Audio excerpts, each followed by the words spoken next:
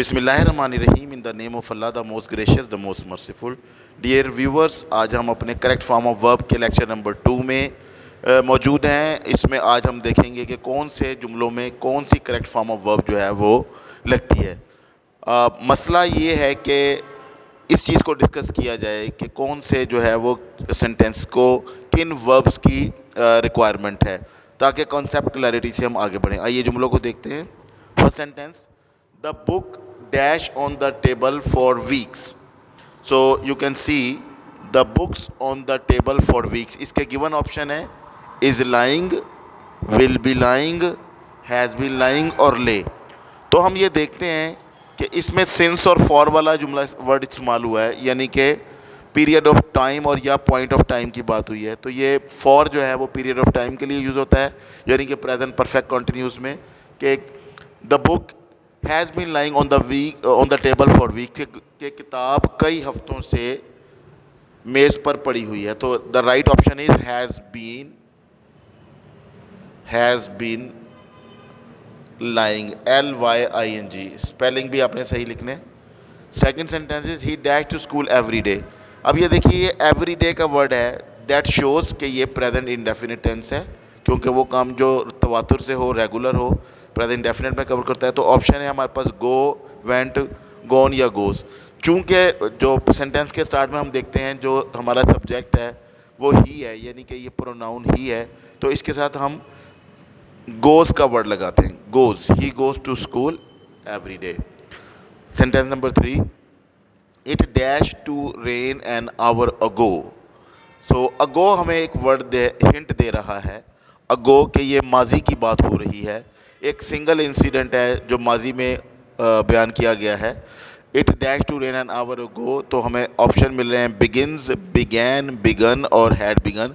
जैसे मैंने आपको बताया कि सिंगल इंसिडेंट माजी में हो वो पास्ट इंडेफिनिट में कवर करते हैं, यानी second form of verb. So it will be began. It began to rain an hour ago, 1 घंटा कबल बारिश शुरू हुई। इसी तरह next sentence number 4, we had not dash him before. Had का वर्ड अब भी आ गया है और ये बिफोर का वर्ड भी आ गया है।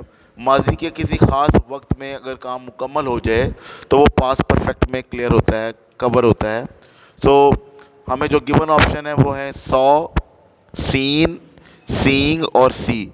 हमें देखना है कि थर्ड फॉर्म ऑफ वर्ब यानी पास्ट पार्टिसिपल कहाँ है। चूँकि पास्ट परफेक्ट में पास्ट पार्टिसिपल यूज होता है, लिहाजा सीन लगेगा। We had not seen him before, हमने इससे पहले उसे कब नहीं देखा था। And the last sentence is why were they dash on foot. So ये देख लीजिए, ये वर है यहाँ पर, दैट इंडिकेट्स कि ये पास्ट कॉन्टिन्यूस की तरफ फिक्रा इशारा कर रहा है। और अगर ये पास्ट कॉन्टिन्यूस है तो हमें फिर प्रेजेंट पार्टिसिपल का इस्तेमाल करना है, यानी कि ING वाली फॉर्म होनी चाहिए। प्रेजेंट पार्टिसिपल ING वाली फॉर्म कहलाती है, या फोर्थ फॉर्म ऑफ वर्ब भी इसको कहते हैं। सो द गिवन ऑप्शन है वॉकिंग, वॉक, वॉक्स और वॉक्ड। तो जैसे मैंने पहले कहा कि ये पास्ट कॉन्टिन्यूस की तरफ फिक्रा है, तो लिहाजा ये Y were they walking on foot, वो पैदल क्यों चल रहे थे।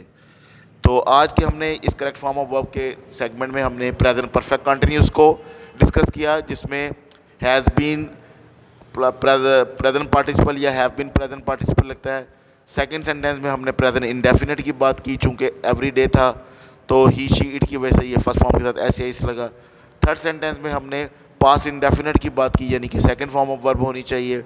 फोर्थ सेंटेंस में हमने पास्ट परफेक्ट की, यानी कि past participle third form of verb होना चाहिए। और पांचवें जुमले में हमने प्रेजेंट पार्टिसिपल यानी ING वाली फॉर्म होनी चाहिए, चूँकि वर आ रहा है और वर के साथ वॉज, वर, इज़, MR के साथ हमें मालूम है कि ING वाली फॉर्म लगती है, यानी कि प्रेजेंट पार्टिसिपल। तो ये था आज का हमारा लेक्चर नंबर 2 जो हमने करेक्ट फॉर्म ऑफ वर्ब के हवाले से डिस्कस किया। उम्मीद है आपके कंसेप्ट क्लियर होंगे। इसी तरह जब हम आगे बढ़ते जाएंगे तो आपको मज़ीद जो है आपकी क्लैरिटी वो आती चली जाएगी और आपको सवालात को अटैम्प्ट करना इंतहाई आसान होगा। Thank you very much. This was Afsar Ahmed on YouTube channel. Please take care of yourself and the people you're around. Allah Hafiz.